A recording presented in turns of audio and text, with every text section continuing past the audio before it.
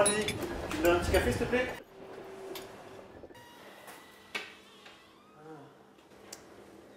Mais, je vous connais, vous? Ouais, Ah bon? Je vous ai vu, non pas à la télé, sur Internet. Ah bon? Ouais, vous avez fait une petite conférence très sympa, très claire, sur le partage du temps de travail. Ah oui, Pour un nouveau parti, pas mal du tout, là. oui c'est possible, ouais. Effectivement, il y en a. Bon, je peux vous poser une petite question, du coup? Ça vous déranger, tant que je vous ai sous la main, là? Ouais, ouais. Alors, déjà, vous parlez toujours du même exemple, là. Maminova, Fleury Michon. Ouais. C'est fiable? C'est faisable maintenant, ça? Ah oui, oui. Alors, et deuxième petite question, hein, comme ça, tant que je bois mon café, vous me répondez. Alors, et pareil, alors, pour les boulots comme le mien, là, c'est vrai qu'on est passé aux machines, etc. Donc, ok, il y a eu des gains de productivité, etc. Et puis, mon boulot à moi, il est dur. Dans la rue, c'est dur. Donc, du coup, on peut le partager facilement. Mais les cadres au bureau, c'est pas aussi simple que ça. Les 35 heures, c'était le bordel de.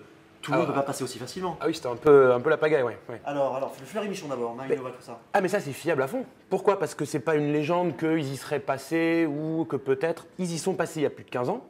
Et donc en plus, on a le recul pour voir comment ça s'est passé. Et ça s'est bien passé. C'est-à-dire qu'aujourd'hui, c'est des entreprises, quand vous allez dans un supermarché, Jambon Fleury Michon, eh ben, ils se vendent comme les autres. Et ils sont même numéro 1 de leur secteur. Et pourtant, la plupart des entreprises ne bossent que 32 heures par semaine, 4 jours par semaine. À l'époque, c'était la loi Robien, ça s'appelait, député à l'époque.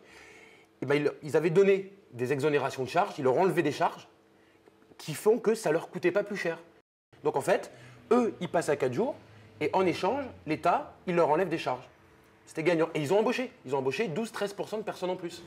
Alors ok, mais du coup, si ça marche depuis 15 ans, pourquoi les autres, ils ne sont pas passés au même truc? Alors, il y en a d'autres qui sont passés. Environ 400-500 boîtes qui sont passées à 4 jours.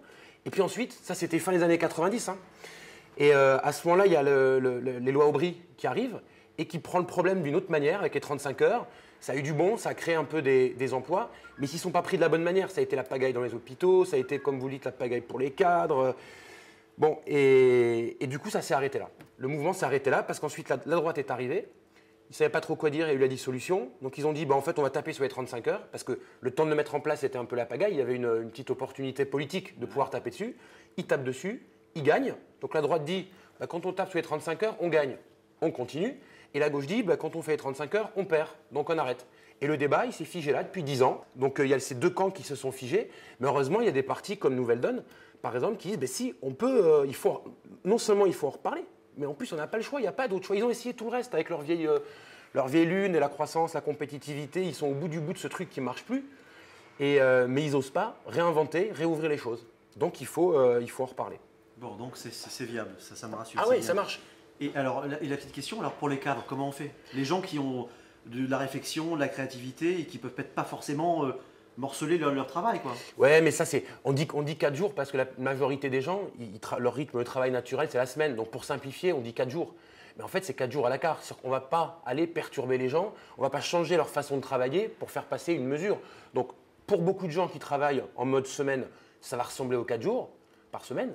Et puis pour ceux qui travaillent, qui ont des rythmes à l'année, les chercheurs, des cadres, etc., ça va être 4/5e, mais à la carte. Il faut que ce soit négocié, il faut choisir. On ne va pas aller mettre une nouvelle fois la pagaille comme il y a eu pendant les 35 heures. D'accord. Ouais. Du coup, on prend son temps, on fait de la pédagogie, quoi, finalement.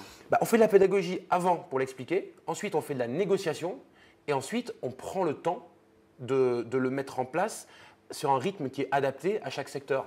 Si on veut le faire pour les infirmières, il faut 2 ans pour former les infirmières, parfois 3. Donc si tout de suite on le fait passer, il en manque des infirmières. Donc si on dit il faudra là aussi y passer, on sait à l'avance qu'il faudra prendre 2 ou 3 ans. Donc dans chaque secteur, on va prendre son temps, mais on va le faire. D'accord. Super, hein. Je retourne bosser, j'ai dû marcher là. Ouais. Mais merci. Hein, bonne journée.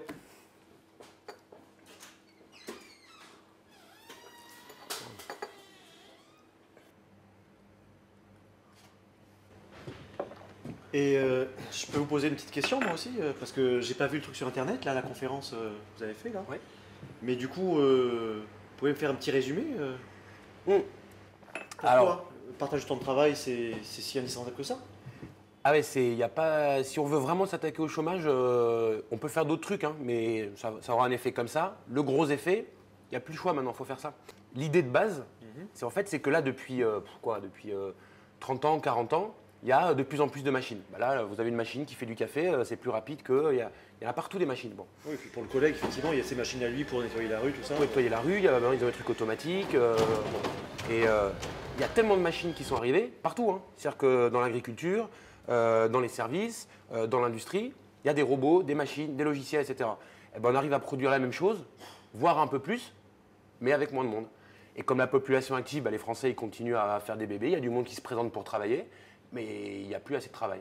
Alors on s'est dit, bon, qu'est-ce qu'on fait? On va pas les casser les machines. Et puis la plupart du temps, les machines, elles aident aussi les gens à certains métiers, à ce qu'ils soient moins pénibles. Sûr, ça file des coups de main. On est plus intelligent, on travaille plus vite, on s'organise mieux. Bon, à la base, c'est un progrès. De toute façon, c'est là. Mais la conséquence de ça, c'est qu'il n'y a pas de boulot pour tout le monde. Et donc aujourd'hui, on se retrouve avec une personne sur 10 qui est au chômage. Bon, c'est absurde. Et donc du coup, on s'est dit, non, on va faire comme on a fait avant. Qu'est-ce qui s'est passé au XXe siècle? Au début, où on attaque, on travaille 7 jours sur 7.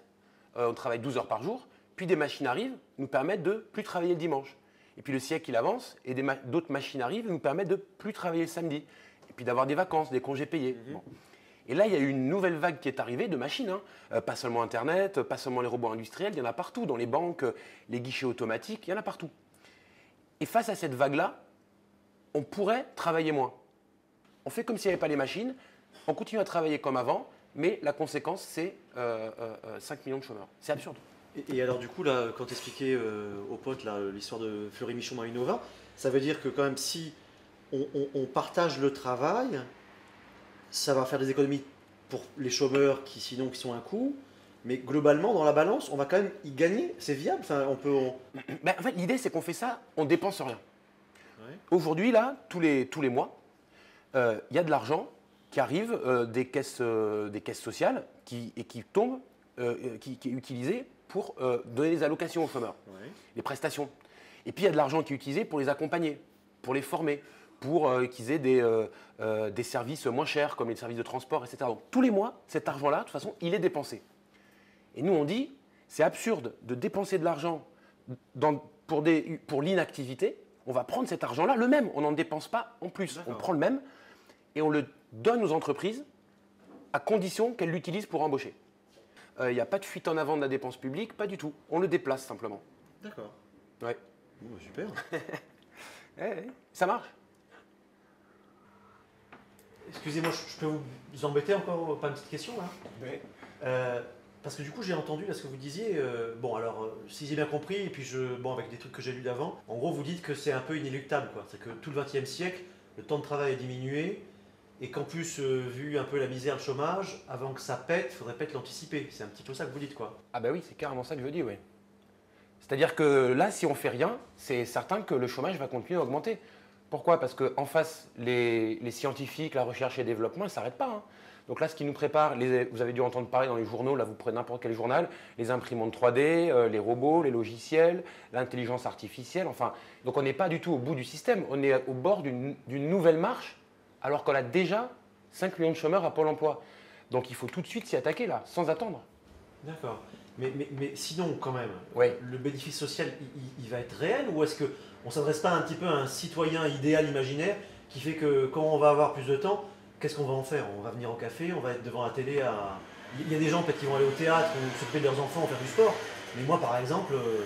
Le truc, c'est qu'il y a déjà aujourd'hui, il y a des gens, ils n'ont plus les moyens d'aller se prendre un café parce que à partir du 20 du mois, ils n'ont plus d'argent. Il y a des gens qui ne peuvent pas amener leurs enfants au cinéma alors qu'ils aimeraient bien les emmener parce qu'ils n'ont pas d'argent. Et donc, en fait, remettre des gens sur le marché du travail, déjà, ça va créer de l'activité. Après, ce que les gens vont faire de leur temps libre, ça, c'est pas à l'État et c'est pas aux politiques de savoir. Chacun fait bien ce qu'il veut.